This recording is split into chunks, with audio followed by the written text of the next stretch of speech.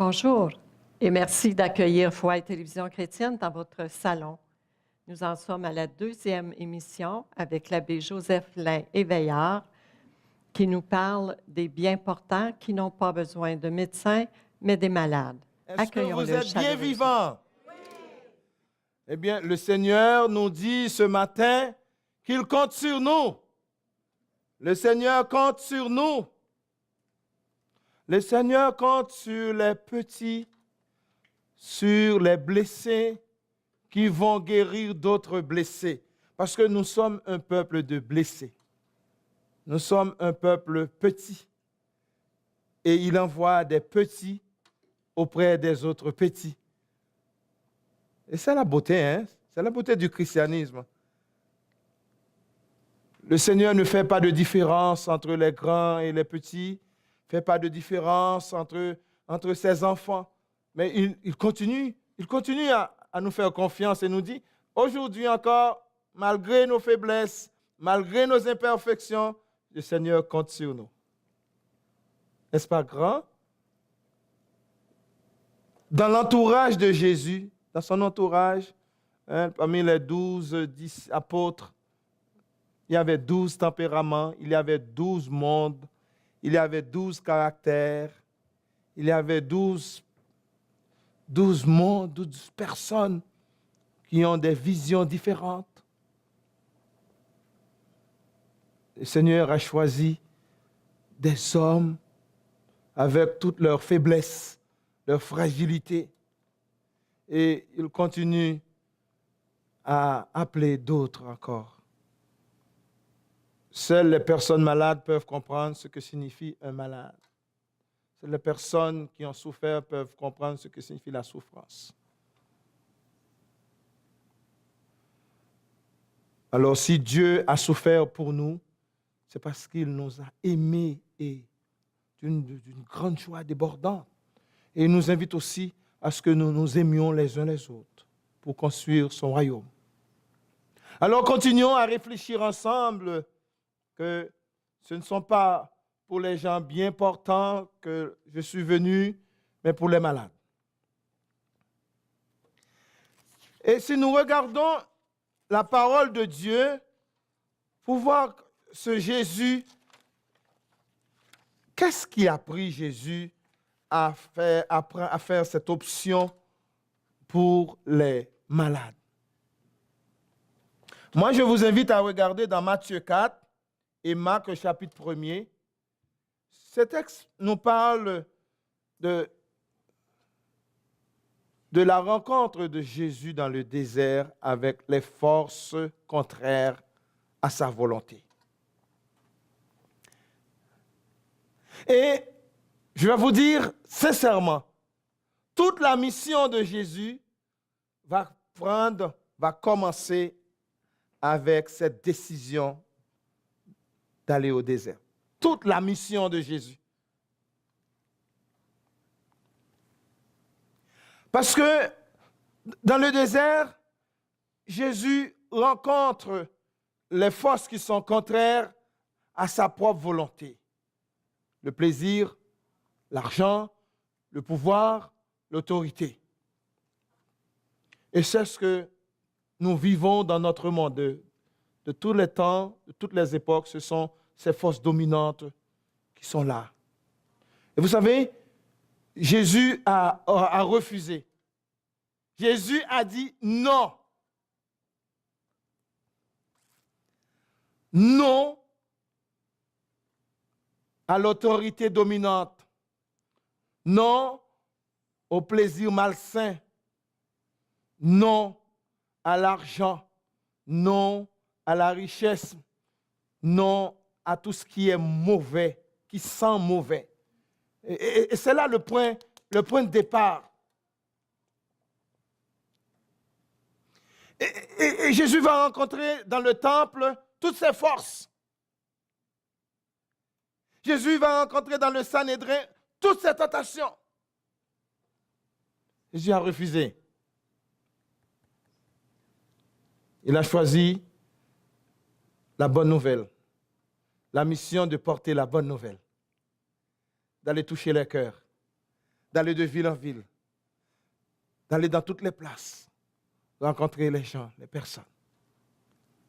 Et je vous dis sincèrement, si Jésus avait dit oui, j'accepte toutes ces tentations,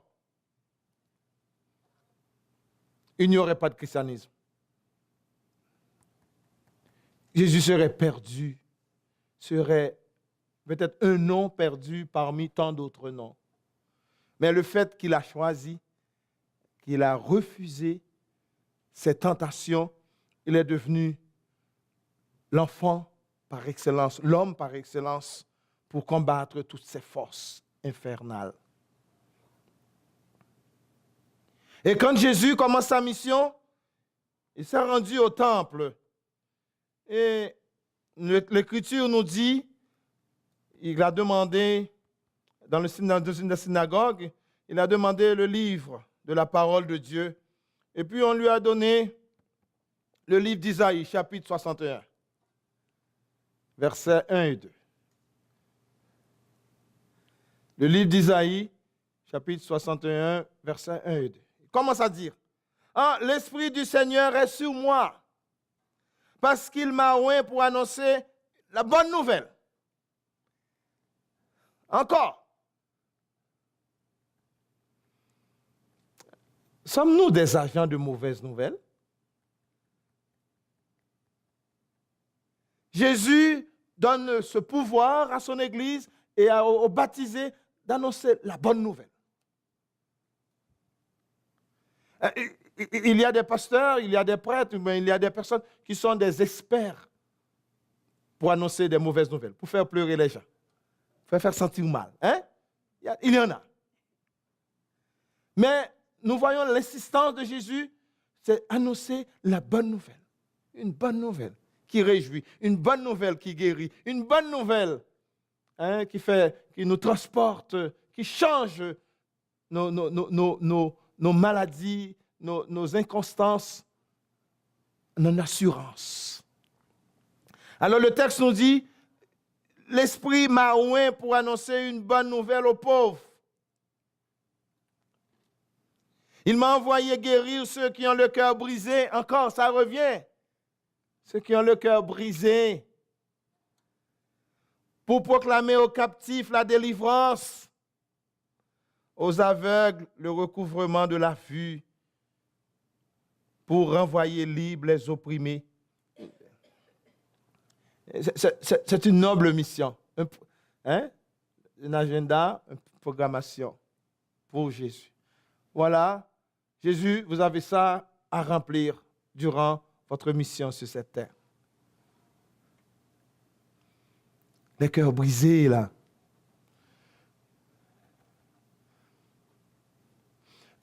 Il y a beaucoup de gens, beaucoup de personnes qui sont devenues malades, alcooliques, des personnes qui sont prises avec toutes sortes de drogues, toutes sortes de situations. Ils ont le cœur brisé, n'ont jamais été guéris, n'ont jamais été touchés par quelqu'un. Et même l'Église qui est je dirais l'hôpital des âmes, l'Église qui est l'hôpital spirituel, bien des fois, il y a beaucoup de personnes qui sont rejetées, sont critiquées, qui sont rejetées au dernier banc. Alors moi, je pense qu'aujourd'hui, on ne peut plus continuer de cette façon. Moi, je pense qu'il faut vraiment retrouver notre mission en tant que baptisés dans ce texte-là. Et la mission de Jésus, je vais vous dire une chose, la mission de Jésus, dans Luc 4, versets 16, 18, 19, c'est la mission de chaque baptisé.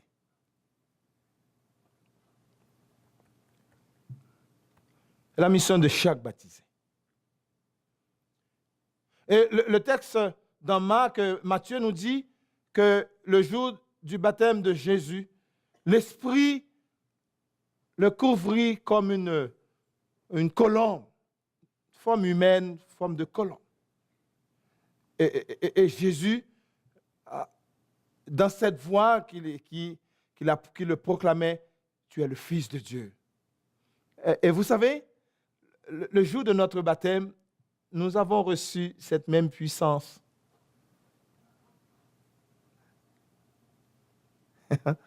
Le jour de notre baptême, nous avons revêtu de la puissance de Dieu.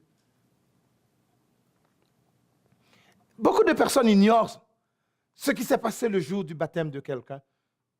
Beaucoup de personnes ignorent. Et ce soir, j'aimerais que vous le sachiez. Hein? Le jour de votre baptême, l'Esprit Saint, l'Esprit de Dieu vous avez envahi. Et le prêtre nous dit que vous êtes devenus par l'onction prêtre, prophète et roi. Prêtresse, prophétesse et reine. C'est ça? Aujourd'hui, on parle beaucoup du langage d'inclusion. Hein? Quelle noble mission! Quelle noble mission pour le chrétien de devenir prêtre pour célébrer, rendre gloire à Dieu chaque jour. Le prêtre, là, c'est extraordinaire. Hein? C'est extraordinaire la mission d'un prêtre. Puis notre baptême nous fait devenir des prêtres. Vous savez, un prophète pour annoncer la bonne nouvelle. Encore la bonne nouvelle, encore est revenu annoncer la bonne nouvelle. Hein? Et le roi, vous savez, bientôt nous allons célébrer la fête du Christ roi. Eh bien, c'est pour servir. Amen. Le tablier. Amen. Le tablier encore. C'est le plus bel instrument que Jésus a laissé pour son Église. Vous avez compris ça, hein?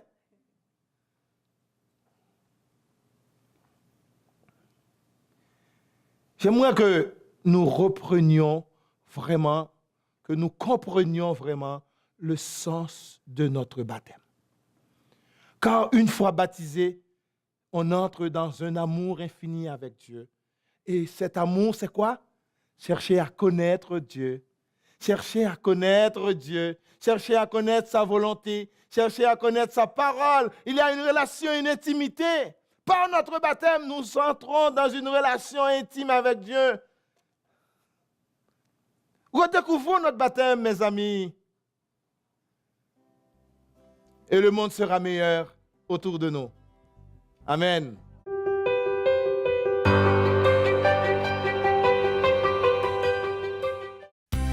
Tout est accompli.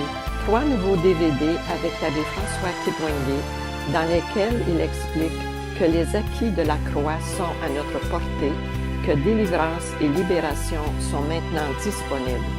Que nous reste-t-il encore à faire?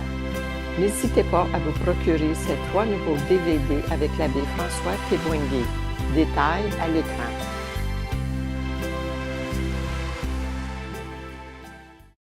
C'est que c'est nous qui décidons de faire un avec lui ou de ne pas faire un avec lui. Qu'est-ce qui se passe? À quel moment est-ce qu'il ne peut plus faire un avec nous? Quand nous choisissons le mal, le péché, la faute. Quand nous choisissons donc que la chair prenne plus de dessus. Ça prend donc une décision initiale.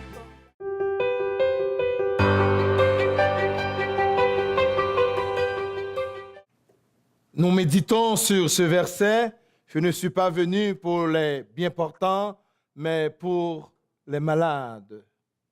Nous vivons dans un monde malade. Nous vivons dans un monde malade.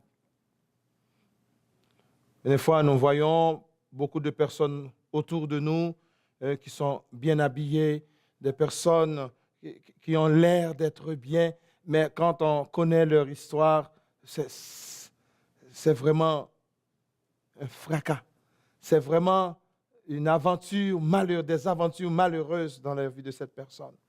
Alors, mes amis, nous avons cette noble mission, hein, cette noble mission. Nous autres, nous sommes malades et nous avons besoin des personnes qui nous aident dans notre guérison et nous sommes envoyés auprès des autres pour aider les autres à trouver la paix, la joie, l'amour et la guérison dans leur cœur. Et sans oublier que le maître de tout ça, c'est Jésus. Et il nous dit qu'il y aura plus de joie.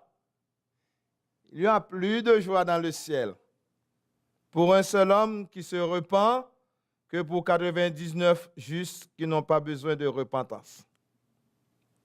Je vais vous raconter une petite histoire. Hein. Je l'ai vécu dans ma vie et ça a changé ma perspective sur les gens, sur les personnes. Belle petite histoire. Et j'espère que vous allez essayer d'écrire de belles histoires avec les personnes qui sont rejetées dans la société. J'étais en République dominicaine et puis dans notre pension, on allait visiter les malades. On a visité le quartier. Hein? Chaque samedi, notre mission, c'est d'aller visiter les gens des quartiers pauvres. Et puis, arrivé, il y avait une maison. À chaque fois qu'on arrive à cette maison-là, je voyais que les étudiants ont abandonné, ont laissé cette maison pour une autre maison. Ils n'ont jamais osé entrer dans cette maison. Moi, j'étais un étranger, je ne savais pas pourquoi. Puis moi, un samedi, je suis entré dans la maison. Et puis, j'ai rencontré la madame avec 2 enfants. Et puis, cette femme était vraiment contente. Elle dit, c'est pour la première fois. C'est pour la première fois que vous autres étudiants, qu'il y a une personne qui est entrée dans cette maison. Je dis, oh, je ne savais pas pourquoi, mais aujourd'hui, j'ai décidé de vous visiter. Et puis, en parlant, en jasant, madame m'a dit, je sais pourquoi, je vais vous dire pourquoi. Parce que je vois que vous êtes un étranger, votre accent vous a trahi.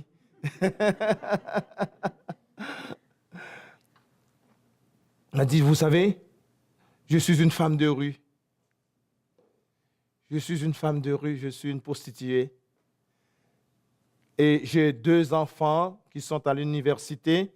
Ils n'ont pas de père et je n'ai pas de travail. Moi, je fais tout ce qui est possible en mon pouvoir pour aider mes enfants, pour payer les études de mes enfants. Je veux que mes enfants ne fassent pas ce que je fais aujourd'hui.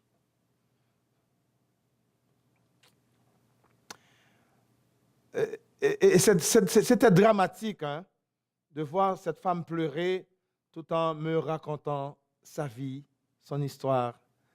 Mais de notre côté, elle avait cette grande joie de voir que ses 2 enfants sont à l'université. Il y a un qui est dans la médecine et l'autre dans l'ingénierie. Voilà, c'était pour moi tout à fait quelque chose de nouveau dans ma vie. Passer du temps avec une prostituée, c'était nouveau pour moi.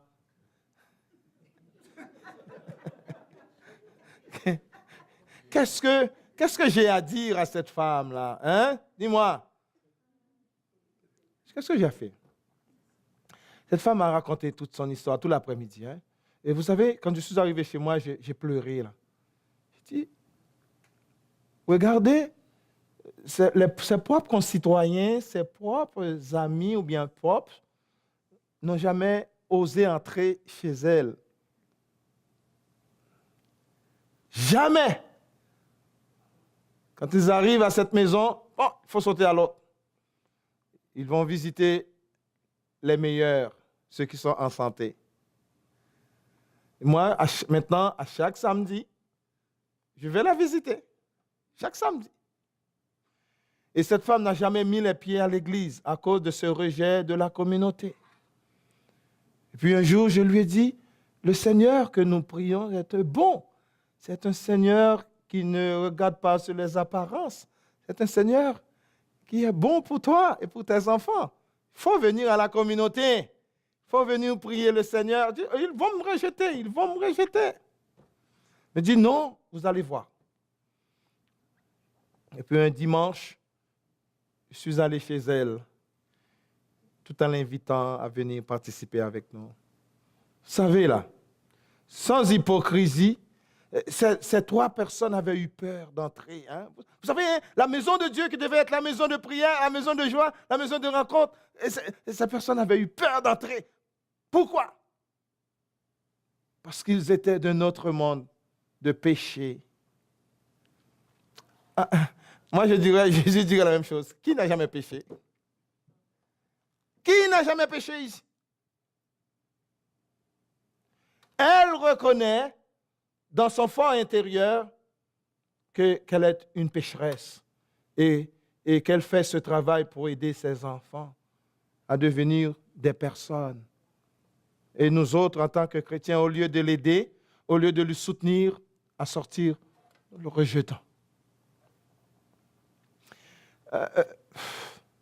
Ce sont des malades. Alors, dans cette situation, qui sont les vrais malades maintenant? Soyons sérieux. Qui sont les vrais malades? Qui sont les vrais hypocrites?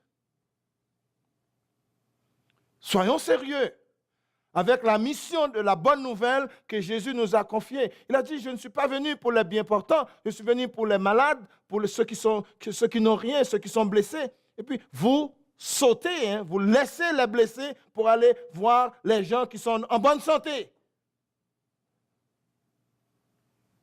Oui, on fait le contraire.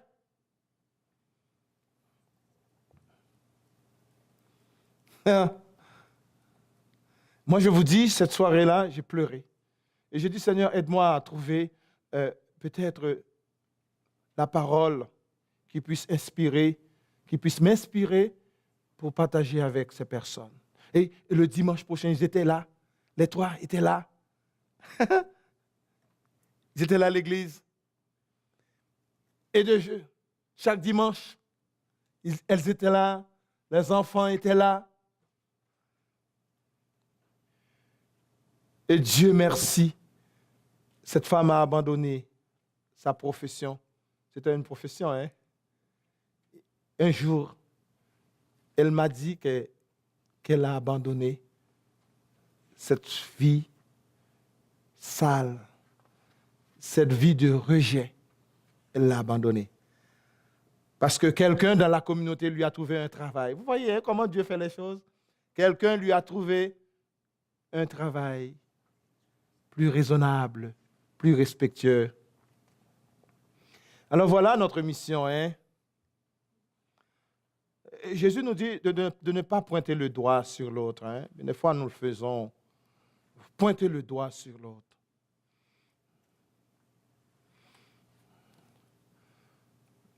Et en tant qu'Église, en tant que communauté de miséricorde, demain, nous allons voir demain, dans le texte que nous allons partager, hein, ce que je veux, c'est la miséricorde, c'est l'amour. Nous allons partager, nous allons entrer dans ce thème demain. Mais, je vous dis en toute sincérité, ce soir, Jésus veut nous parler. Jésus veut nous rencontrer. Voilà. Si vous savez que vous êtes des spécialistes, vous savez que vous êtes des personnes choisies pour accomplir une noble mission dans ce monde, Jésus nous l'a dit ce soir. Notre plus belle mission, c'est de rencontrer, c'est d'entrer dans le cœur de l'autre. Comme Jésus le fait. Et si vous voulez rencontrer Jésus, mes amis, ce n'est pas du dehors, ce n'est pas l'habit, ce n'est pas le chasuble, ce n'est pas l'extérieur que Jésus regarde. Je vous le dis. Vous pouvez venir ici avec tous vos vêtements remplis d'or, remplis de diamants. Vous pouvez venir ici. Entrez dans l'église avec vos cheveux de pan, tout ça. Entrez. Mais tout ça, c'est de l'apparence. Tout ça, c'est de l'apparence. Entrez avec un cœur simple. Et c'est ce que dit le psaume. Le psaume 51, le psaume 50 nous dit, ce que je veux, c'est un cœur contrit, un cœur brisé. Et Dieu veut ce cœur brisé, ce cœur contrit, c'est là que je veux rester. Ce cœur brisé. Et c'est là que Dieu veut la repentance dans ce cœur brisé.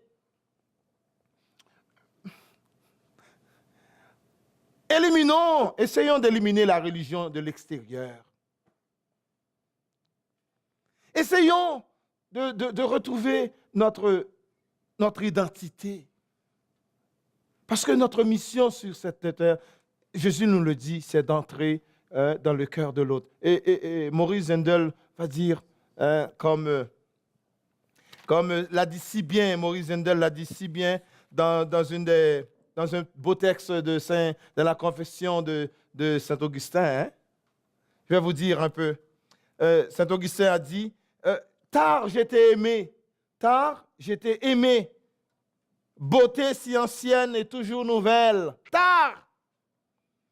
Tard j'étais aimé, tu étais au-dedans de moi, mais moi j'étais dehors. Tu m'as touché, tu m'as séduit, je me suis enflammé vers la paix qui est en toi. J'étais dehors. Mes pensées étaient dehors. Mes réflexions étaient du dehors. Mais toi, tu étais dedans. Et le jour que je t'ai rencontré, c'est la joie, c'est la conversion. C'est la beauté de Dieu. C'est ce que je vous souhaite, hein? De retrouver la beauté de Dieu, la bonté de Dieu. Amen.